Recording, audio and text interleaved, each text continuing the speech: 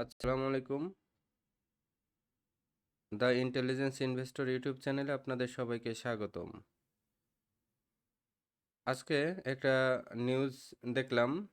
নিয়ন্ত্রণ সংস্থা বলেছে ইন্স্যুরেন্সের কারসাজি যারা করেছে তাদের বিরুদ্ধে ব্যবস্থা নেওয়া হবে। এদিকে নিয়ন্ত্রণ সংস্থা আবার মার্জিন রুলসের ব্যাপারে পজিটিভ নিউজ দিচ্ছে। নিয়ন্ত্রণ সংস্থা আসলে কি চাচ্ছে?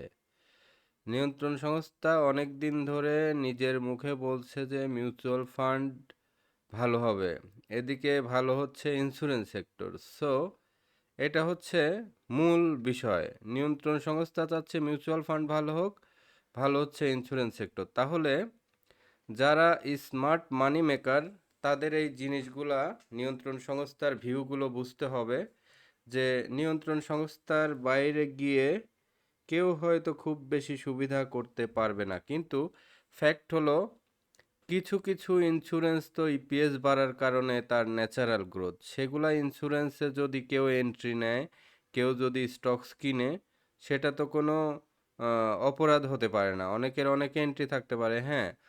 কেউ যদি বেশি এন্ট্রি নেয়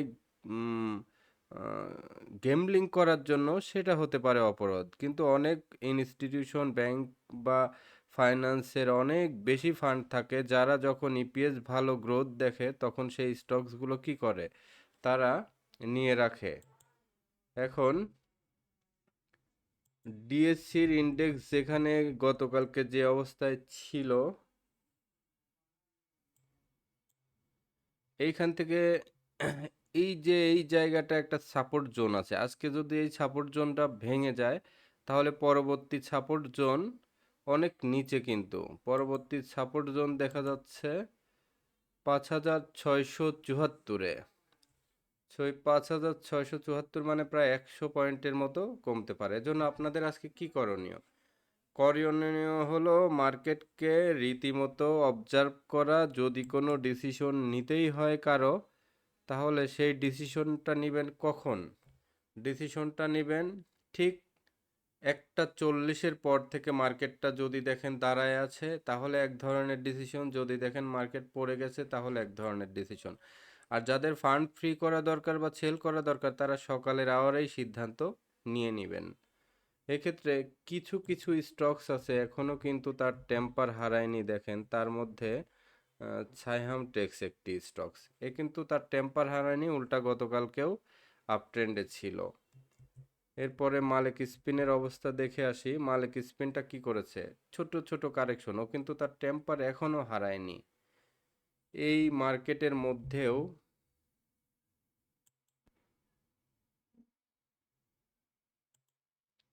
টেম্পার হারায়নি কোন কোন স্টকস গতকাল আমরা দেখলাম।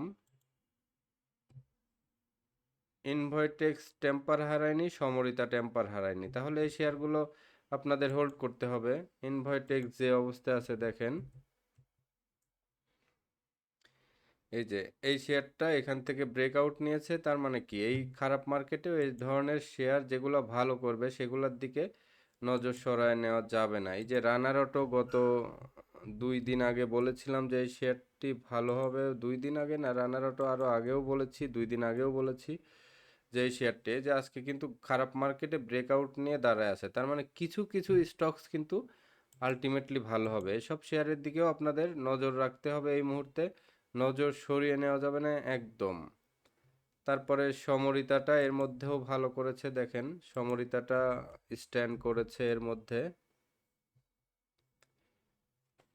এর মধ্যে দেখে দেখে একটা ভালো শেয়ারে অন্তত থাকতে হবে যাতে আপনাদের মনটা চাঙ্গা থাকে। সেই ক্ষেত্রে সেটা কোনটা সিলেকশন করবেন? আমার মতে সেটা সাইহাম টেক্সকে সিলেকশন করে রেখে কিছু ফান্ড এদিকে রাখেন যাতে বাড়তে থাকে, রানিং থাকে। কিছু ফান্ড চাইলে রানার অটোতেও সিলেকশন করতে পারেন। এই দুইটা শেয়ার আমার কাছে আহ, আহ, মনে হয় একটু তুলনামূলক ভালো। আরেকটা আছে দেখেন, সাপোর্টটা কিন্তু তার টেম্পার হারাচ্ছে না খারাপ মার্কেটেও। এই যে মোটামুটি কিন্তু সাপোর্টে যে এখানে একটু সেল প্রেশার এসেছে, এসব ব্যাপারে একটু সাবধান থাকতেই হবে। বাট সাইহাম টেক্স তার টেম্পার কিন্তু এখনো হারায়নি। তাহলে আজকে সকালের মার্কেট যখন শুরু হবে তখন প্রথম কাজ হলো মার্কেটগুলো অবজার্ভ করা, তারপরে যেগুলো প্রফিট আছে আস্তে আস্তে প্রফিটগুলো তুলে নেওয়া। বাট সব শেয়ারের প্রফিট তুলবেন না। এই যে সাহেম টেক্স, তারপরে রানার অটো, এই টাইপের স্টকসগুলো যেহেতু টেম্পার আছে, যে শেয়ারের টেম্পার ভালো সেগুলার প্রফিট নেওয়ার দরকার নেই। কিন্তু যেগুলা ডাউন ট্রেন্ডে যাচ্ছে বাট আপনার এখনও প্রফিট আছে, সেগুলো অবশ্যই প্রফিট নিয়ে নেবেন এবং ফান্ড ফ্রি করে রেখে সহজে এন্ট্রি দিবেন না। নতুন করে এন্ট্রি দিলে কিন্তু ভুল করবেন এই মুহূর্তে। যদি মার্কেট ফুল স্পিডে টেম্পার আসে সেই ক্ষেত্রে মার্কেটে এন্ট্রি শুরু করব আমরা।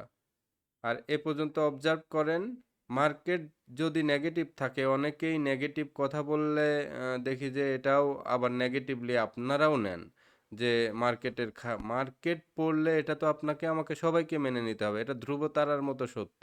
তাই সত্য মেনে নিতে সত্য বলতে সমস্যা কোথায়? অনেকেই মানে এই যে মার্কেট খারাপ হবে এইটা বলাটাও পছন্দ করেন না। কেন ভাই পছন্দ করবেন না? মার্কেট শুধু সবসময় ভালোই হবে, খারাপ হবে না। মার্কেটের সবসময় একটা শেয়ার 10 টাকা থেকে 20 টাকা, 20 টাকা থেকে 30 টাকা এরকম করে কি খালি সারা জীবন বাড়তে থাকলে কোথায় যাবে? একটা শেয়ার 10 টাকার ভ্যালুয়েশন, 15 টাকার ভ্যালুয়েশন, এটা কি সারা জীবন বাড়তে থাকবে আর এটা কি 1,000 টাকা প্রাইজে চলে যাবে? এটা কি সম্ভব কোনো মার্কেটের, পৃথিবীর কোনো মার্কেটেই সম্ভব না। 10 টাকার শেয়ার 15 টাকা যাবে, আবার 10 টাকায় আসবে, 8 টাকায় আসবে, আবার 15 টাকায় যাবে, এভাবেই তো মার্কেট, এভাবেই ব্যালেন্স থাকে। একটানা বাড়তে থাকলে মার্কেটের কখনোই ব্যালেন্স থাকে না, চোরাবালির মতো ফাফা হয়ে যায়। সো এই যে চোরাবালির মতো যে ফাফাটা হয়ে যাচ্ছে, এই ফাফাটা তো কারোর জন্যই কাম্য না। মার্কেট ব্যালেন্স মার্কেট আমিও চাই, আপনাদেরও চাওয়া উচিত, সবার চাওয়া উচিত। তো ফ্যাক্ট হলো, নিয়ন্ত্রণ সংস্থা যেহেতু ইন্স্যুরেন্সের বিরুদ্ধে একটা অ্যাকশনে যাচ্ছে, মিউচুয়াল ফান্ডের পক্ষে আছে, সো আপনারা এই খারাপ মার্কেটে নিচের দিকে মিউচুয়াল ফান্ড আছে, টুকায় টুকায় মিউচুয়াল ফান্ডের দিকে ফান্ড কনভার্ট করেন। দেখবেন যে মিউচুয়াল ফান্ড বাড়লে নিয়ন্ত্রণ সংস্থা কিছু বলবে না। এটাই হচ্ছে আমাদের বাংলাদেশের নিয়ন্ত্রণ সংস্থা। এখানেই ডিফারেন্স আছে নিয়ন্ত্রণ সংস্থার ফেয়ারনেসের মধ্যে।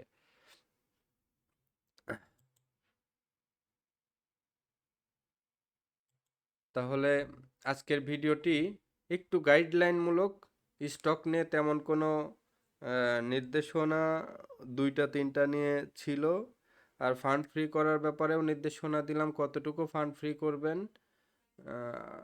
আর এই মুহূর্তে কালেকশনের সেক্টর যদি বলেন, ডাউন ট্রেন্ডে যাওয়া অবস্থা মিউচুয়াল ফান্ড, কারণ মিউচুয়াল ফান্ড চাচ্ছে নিয়ন্ত্রণ সংস্থা ভালো হোক। এটা আপনাদের যৌক্তিকভাবে চিন্তা করে দেখতে হবে। তো আজকের ভিডিও যাদের ভালো লাগলো তারা অবশ্যই চ্যানেলটি সাবস্ক্রাইব করবেন, লাইক কমেন্ট শেয়ার করে সাথে থাকবেন। আমাদের হোয়াটসঅ্যাপ নাম্বার 01722202992, এই নাম্বারে যোগাযোগ করে আপনারা অবশ্যই আপনারা কেউ কোর্স করতে চাইলে বা পোর্টফোলিও ম্যানেজমেন্ট করতে চাইলে এই নাম্বারটায় যোগাযোগ করবেন। সবাই ভালো থাকবেন, আপনাদের সুস্বাস্থ্য তো কামনা করতেছি। আজকের মার্কেটটা সবাই ঠান্ডা মাথায় অবজার্ভ করেন, গুড ডিসিশন নেন সব। আল্লাহ হাফেজ।